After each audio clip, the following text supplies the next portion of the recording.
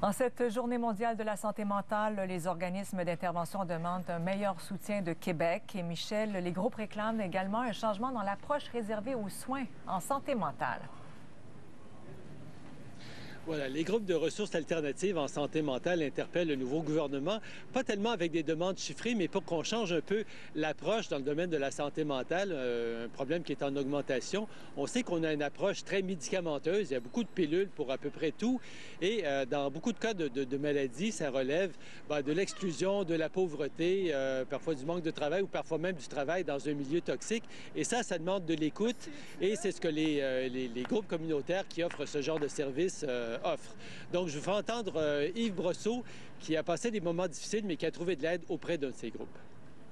Je suis aussi un accidenté du travail qui ne travaille plus. Je suis un militant pur et dur contre l'exclusion, l'injustice sociale. Ça fait 18 ans que je suis dans le communautaire parce que j'ai utilisé des services dans le système puis que malheureusement, j'ai été mal accueilli. Fait que quand j'ai arrivé dans une ressource alternative, j'ai fait comme on m'accueille pour la personne. Et Michel, on le redit, les femmes sont particulièrement victimes de la pauvreté et de l'exclusion.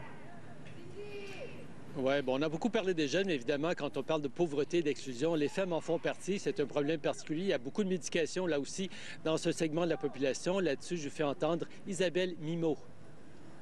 C'est que les femmes reçoivent un médicament, reçoivent un diagnostic avant de recevoir les soins dont elles auraient besoin. Elles ont besoin d'écoute, elles ont besoin de faire le point. Des fois, elles ont juste besoin d'un logement, elles ont besoin de sortir de la pauvreté. C'est des besoins qui sont non comblés.